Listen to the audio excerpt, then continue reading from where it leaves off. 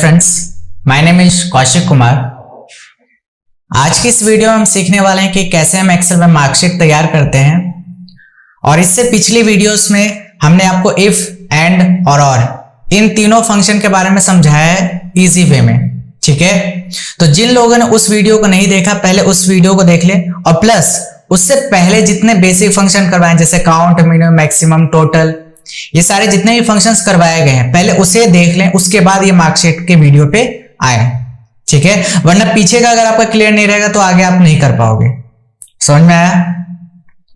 तो आज की वीडियो में जो हम मार्कशीट बना रहे हैं उस मार्कशीट में क्या होगा कि जितने भी पीछे के फंक्शन आपने पढ़े हैं वही सारे फंक्शन आप इसमें यूज करके एक मार्कशीट को तैयार करोगे। ठीक है, तो चलिए स्टार्ट करते हैं आज का टॉपिक। जैसे कि आपके सामने यहां पे एक डेटा दिख रहा है जिसमें आपको यहाँ पे नेम दिए गए हैं स्टूडेंट के, और यहाँ पे सब्जेक्ट्स हैं और उनके मार्क्स दिए गए हैं। ठीक है, तो सबसे पहले जो हमने बेसिक फंक्शन में जो एक फंक्शन सीखा था जिसका नाम था काउंट। क्या नाम था? काउंट। तो जैसे मुझे जानना है कि इसमें टोटल सब्जेक्ट कितने हैं, तो ऐसे जनरली छोटा डेटा तो पता चल रहा है कि इसमें टोटल 4 सब्जेक्ट है। ठीक है, लेकिन अगर उसी चीज को फंक्शन की मदद से जानना है तो वो कौन सा फंक्शन है? काउंट। तो काउंट फंक्शन क्या करता है? सिर्फ न्यूमेरिकल को ही काउंट करता है ना। तो इक्वल टू काउंट लगाया और उसके बाद क्या पूछा गया? वैल्यू 1, वैल्यू 2, इस तरीके से पूछा जा रहा है। लेकिन हम क्या करेंगे, एक बार में ही पूरा रेंज दे देंगे। ठीक है, ब्रैकेट को करते हैं क्लोज, फिक्स करने की जरूरत नहीं है। फिक्स का जो ऑप्शन है वो हम आगे सिखाएंगे, और लेकिन अभी फिक्स करने की कुछ जरूरत नहीं है। ठीक है, क्योंकि ना हमें इसे नीचे ड्रैग करना है ना कि हमें आगे मूव करना है। ठीक है, एंटर प्रेस करते हैं और इसके बाद इसको नीचे तक ड्रैग कर देंगे। समझ में आ गया कैसे हुआ ड्रैग? दोबारा देख लीजिए, ये जो छोटा सा बटन है यहां पे मैंने आपको जो फर्स्ट वीडियो मेरा एक्सेल का जिसमें कंप्लीट माइक्रोसॉफ्ट एक्सेल का वीडियो है उसमें आप देखेंगे कि तो मैंने ड्रैग हैंडल के बारे में बताया है। ठीक है, तो यहां पे आ जाना है आपको, बिल्कुल एंड में यहां पे जो छोटा सा पॉइंट दिख रहा है ना, यहां पे आना है। तो ये प्लस का साइन दिखेगा, यहां पे आके आप डबल क्लिक कर दो तो देखो ऑटोमेटिकली जहां तक आपका डेटा है ऑटोमेटिकली सभी में आ गया। ठीक है, इसके बाद नेक्स्ट है मिनिमम। क्या है? मिनिमम। तो इक्वल टू MIN। इसके बाद मुझे फाइंड आउट करना है कि इसमें जो नंबर्स हैं, जो 4 सब्जेक्ट हैं, इन चारों सब्जेक्ट में से सबसे कम नंबर किस में आया है। ठीक है, तो हमने रेंज दे दिया इसके अंदर का। Clear, bracket close, then enter. देखिए आ गया। उसका सिलेक्ट कर लीजिए और कंट्रोल D प्रेस करेंगे तब भी फॉर्मूला सब में अप्लाई हो जाएगा। देखिए, तो जो कौशिक है उनका सबसे कम जो नंबर आया है वो किस में आया है? 42 मैथ्स में। और इसमें किसका सबसे कम नंबर आया है? 69 राम का इकोनॉमिक्स में आया है। समझ में आया? तो सभी का हमने मिनिमम वैल्यू निकाल दिया यहां पे। इसके बाद नेक्स्ट हमसे क्या पूछा गया? मैक्स, कि सबसे ज्यादा नंबर किस में आए हैं। तो वापस से इधर जाएंगे और यहां से पूरा सिलेक्ट कर लेंगे, सिर्फ सब्जेक्ट्स तक, जितने सब्जेक्ट है। ठीक है ना, मतलब समझे, इकोनॉमिक्स से लेकर के हिंदी तक, काउंट और मिनिमम को नहीं जोड़ना। तो यहां से लेके यहां तक हमने सिलेक्ट कर लिया हिंदी तक। ब्रैकेट को क्लोज, देन एंटर, और इसके बाद यहां से रेंज को क्या कर लेंगे? सिलेक्ट, जहां तक आपका डेटा है कंट्रोल D। तो देखिए आपका डेटा डाउन फिल हो गया, मतलब फॉर्मूला जो है सभी में अप्लाई हो गया। ठीक है, इसका टोटल निकालना है, इक्वल टू सम। क्या करेंगे? Equal to some. इससे पहले एक चीज और समझ लीजिए, अगर मैं नॉर्मली ऐसे करता हूं इक्वल टू 72 प्लस 53 प्लस और 42 प्लस 52, ठीक है, 4 सब्जेक्ट हो गए, और मैं करता हूं एंटर, तो देखिए आंसर तो आया, बट इसमें एक प्रॉब्लम है। अब वो प्रॉब्लम क्या है ये देखिए, जैसे ही मैं यहां पे कोई वैल्यू चेंज करता हूं, सपोज मैं इसको 65 करता हूं, तो क्या मेरा इस वाले डेटा में कुछ चेंजेस हुआ? नहीं हुआ, क्योंकि ये स्टैटिक है। क्या है? स्टैटिक। स्टैटिक का सीधा सीधा मतलब ये होता है कि अगर हम कोई वैल्यू में चेंज करें, जो हमारा डेटा है उसमें अगर कहीं चेंज करो तो ऑटोमेटिकली ये चीज क्या होनी चाहिए? अपडेट हो जानी चाहिए। लेकिन ये ऐसा इसलिए नहीं हो रहा क्योंकि हमने सेल का रेफरेंस नहीं दिया, स्टैटिक है। क्या है? स्टैटिक है। सेल का रेफरेंस देते तो स्टैटिक नहीं होता, फिर वो डायनेमिक बन जाता। कैसे बन जाता? देखिए, जैसे कि यदि मैं अब ये सेल दे देता हूं, सेल का reference equal to this cell plus this cell plus, ऐसे एक एक करके हम प्लस करेंगे। ठीक है, तो एंटर प्रेस करते हैं तो ये भी देखिए सेम आंसर आया। ठीक है, थोड़ा सा हमने बीच में जो वैल्यू चेंज की थी ना, उस वजह से वो चेंज हो गया ये वाला।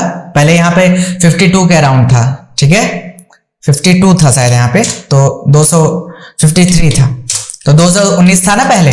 समझ में आया? अब देखिए इसमें क्या हो रहा है कि अगर मैं वैल्यू चेंज कर रहा हूं तो देखिए इफेक्ट पड़ रहा है ना मेरा उस वाले सेल में। ठीक है, समझ में आया? अब ये भी थोड़ा हमारा जो है अप्रोच वो लॉन्ग प्रोसेस है, एक एक सेल को प्लस करना पड़ रहा है। तो इसके जगह हमने क्या पढ़ा है, सम का फंक्शन पढ़ा है ना, टोटल निकालने के लिए इक्वल टू सम। ठीक है, और नंबर में हम क्या करेंगे, नंबर में हम इन सभी को यहां से सिलेक्ट कर लेंगे। ठीक है, सिर्फ हिंदी तक, इकोनॉमिक्स से लेके हिंदी तक पूरा, ब्रैकेट क्लोज देन एंटर। ठीक है, अब इस फॉर्मूले को नीचे तक ड्रैग करना है तो या तो स्लाइड करके ड्रैग कर लीजिए या फिर यहां प्लस वाले आइकन पे आके भी ड्रैग कर सकते हैं। ठीक है, कंट्रोल डी, ताकि ये फॉर्मूला सभी में अप्लाई हो जाए। अब ये क्या है, स्टैटिक नहीं है, अभी ये क्या रह गया हमारा डायनेमिक, कि अगर इसमें कहीं भी वैल्यू चेंज होगी तो ऑटोमेटिकली आपका जो टोटल वाला कॉलम है उसमें इफेक्ट दिख जाएगा, प्लस ये भी सब अपने आप अपडेट हो जाएंगे, क्योंकि रेंज तो वही रह गया ना जो रेंज हमने इसमें से दिया है। समझ में आ गया? ठीक है, इसके बाद बात करते हैं परसेंटेज की। किसकी बात कर रहे हैं, परसेंटेज की। तो देखिए परसेंटेज निकालने का दो तरीका है। पहला तरीका जो स्कूल में आप निकालते हैं, क्या, टोटल जो नंबर है, मतलब जो टोटल मार्क्स आपके हैं वो, और उसको डिवाइड कर दे जितने आपके सब्जेक्ट हैं, तो उससे एवरेज भी निकल जाएगा और परसेंटेज भी। ठीक है, तो कितना आ गया आपका यहाँ पे टोटल मार्क्स, ये रहा ऑब्टेन मार्क्स। ऑब्टेन मार्क्स जो मिला है 202 डिवाइडेड बाय कितने सब्जेक्ट हैं, 1 2 3 4, तो इसको 4 से डिवाइड कीजिए, जरा एंटर प्रेस करिए तो देखिए सेम आंसर आया ना। अब जरा मैं इसको डाउन कर देता हूं, सभी का मैं रिजल्ट ला देता हूं, देखिए आ गया। ठीक है, पहला तरीका तो ये रहा।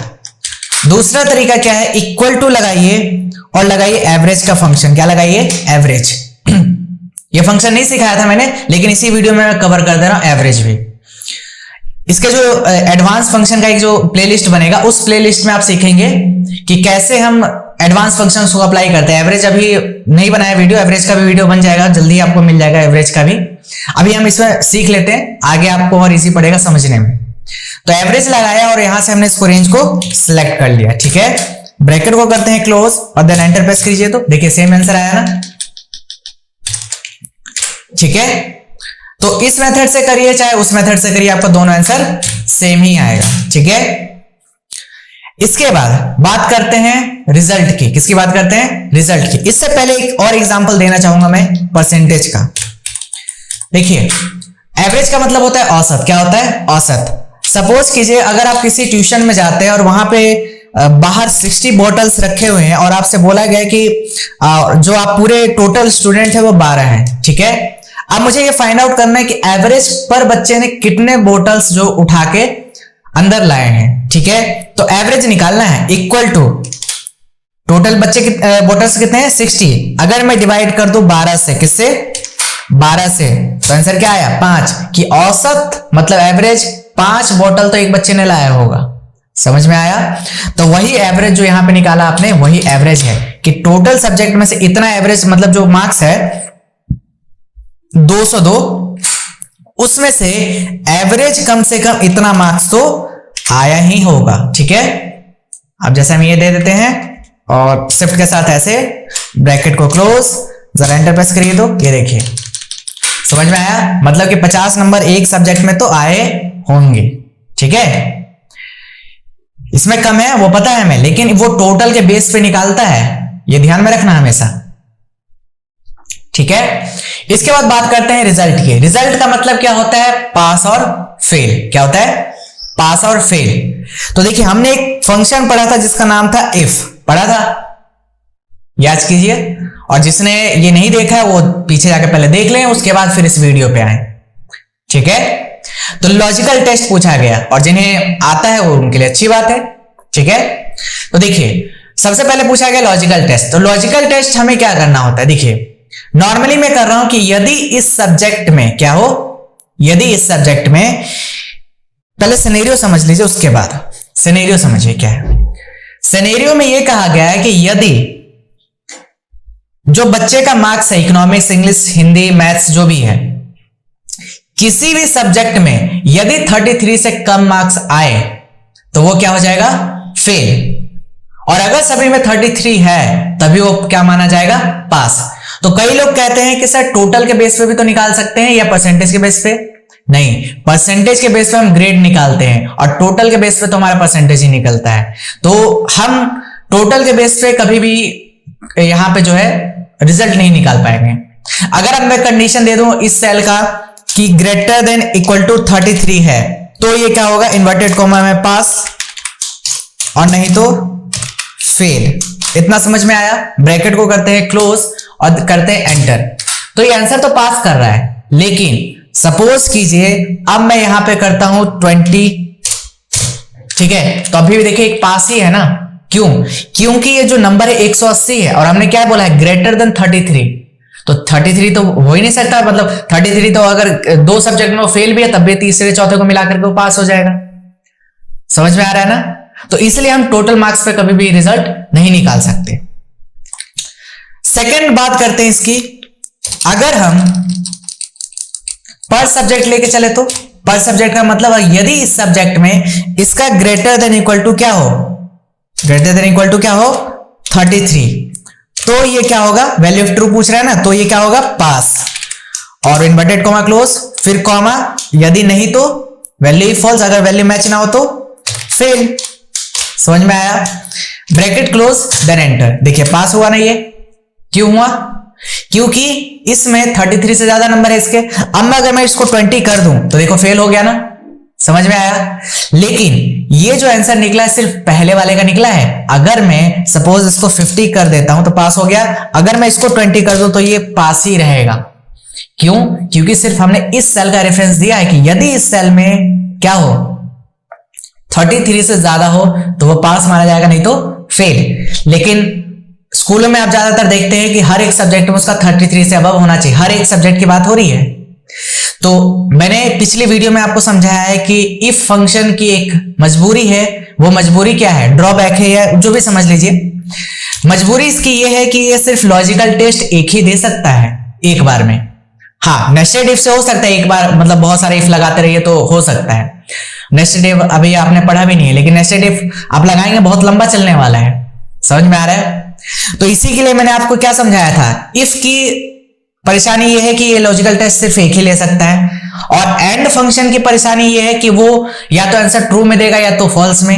समझ में आया? देखिए हमें ट्रू और फॉल्स आंसर नहीं चाहिए, हमें तो आंसर चाहिए होगा क्या, पास और फेल। ठीक है ना? तो देखिए जरा ध्यान से देखिएगा यहां फॉर्मूले को। लॉजिकल टेस्ट एक बार पूछा जा रहा है, लेकिन अगर मैं इसी के अंदर में एंड फंक्शन लगा दूं, क्या लगा दूं, एंड, तो देखिए यहाँ पे लॉजिकल 1, लॉजिकल 2, लॉजिकल 3, इस तरीके से देखिए बढ़ता जाएगा, कॉमा लगाते जाइए बढ़ता जाएगा। समझ में आया? ठीक है, तो इफ के अंदर हमने लगा दिया एंड फंक्शन। ठीक है, लॉजिकल टेस्ट 1 में हमने कहा कि यदि इस सेल में ग्रेटर देन इक्वल टू क्या हो, 33। ध्यान से समझिएगा इस चीज को। फिर कॉमा, लॉजिकल 2 में हमने कहा कि यदि इस सेल में ग्रेटर देन इक्वल टू क्या हो, 33। देखिए एक एक सब्जेक्ट को ले रहा हूं मैं इसमें। फिर मैंने कहा यदि इस सब्जेक्ट में ग्रेटर देन इक्वल टू क्या हो, 33। फिर ऐसे ही कॉमा, लास्ट सब्जेक्ट और ग्रेटर देन इक्वल टू क्या हो, 33। ब्रैकेट को करते हैं क्लोज। इतना समझ में आया? फिर लगाइए कॉमा जरा। क्या पूछा, वैल्यू इफ ट्रू, अगर वैल्यू मैच हो जाए, जो आपने कंडीशन दिया है एक एक करके सभी सब्जेक्टों का, अगर वो मैच हो जाए तो क्या चाहते हैं, तो हम ये चाहते हैं क्या हो जाए, पास। ठीक है, और कॉमा, वैल्यू इफ फॉल्स, अगर ये कंडीशन ना मिले तो हम चाहते हैं फेल हो जाए। समझ में आया? ब्रैकेट को करते हैं क्लोज और देन एंटर। तो जरा देखिए तो क्या हुआ, फेल। क्यों हुआ? देखिए दो सब्जेक्ट में उसका क्या है, 33 से कम है ना। अगर मैं अब 55 कर दूं तब भी देखो फेल। क्यों? क्योंकि हमने हर एक सेल का कंडीशन दिया है कि हर एक सब्जेक्ट में क्या होना चाहिए, 33। अभी देखिए अगर मैं इसका मार्क्स बढ़ा दूं तो देखिए पास हो गया। समझ में आया? पहले वाले कंडीशन में सिर्फ एक सेल को उठा रहा था वो, लेकिन इस वाले कंडीशन में क्या, हर एक सेल को वो चेक करेगा। समझ में आया? एंड फंक्शन मैंने क्या बोला था, सभी अगर उसको कंडीशन मिलेंगे, सभी कंडीशन अगर उसको मैच होगा तभी वो क्या करेगा, पास। जरा एक बार ध्यान से यहां पे फॉर्मूले को दोबारा से समझने की कोशिश कीजिए कि मैंने क्या कहा, एंड। ये जितने भी सब्जेक्ट मैंने यहां पे दिए हैं 1 2 3 4, देखिए चारों सब्जेक्ट मैंने कंडीशन क्या दिया है कि 33 होना चाहिए तभी वो पास होगा, नहीं तो फेल होगा। और एंड फंक्शन मैंने पीछे पढ़ा रखा है कि यदि सारे कंडीशन मैच होते हैं तो वो क्या होगा, आंसर देगा ट्रू, और सारे कंडीशन नहीं मैच होगा तो क्या होगा, फॉल्स। लेकिन ट्रू और फॉल्स की जगह हमें आंसर चाहिए था पास और फेल, तो इसके लिए हमने यूज कर दिया इफ। समझ में आया? ठीक है, अब इस फंक्शन को क्या कर दीजिए, नीचे तक ड्रैग, कंट्रोल डी से। समझ में आ गया? ठीक है। लेकिन कई लोगों को ये थोड़ा लंबा प्रोसेस लगा होगा कि सर एक एक सब्जेक्ट को सिलेक्ट करके करने लगे तो हो गया काम बढ़िया। समझ में आ रहा है? तो इसका एक इजी तरीका भी मैं समझा देता हूं, वो क्या है, ठीक है? उस तरीके को मैं यहां पे बता देता हूं, ठीक है ना? मैं यहां पे समझा देता हूं। काउंट की मदद से हम, काउंट इफ की मदद से हम करने वाले हैं result find out, count if result, ठीक है? अब मैं यहां पे निकालना चाहता हूं यही आंसर बट शॉर्ट मेथड से। अब शॉर्ट मेथड से कैसे निकलेगा देखिए, इक्वल टू लगाइए क्या, इफ, क्या लगाइए, इफ। लॉजिकल टेस्ट में लगा दीजिए यहां पे काउंट इफ, लगा दिया।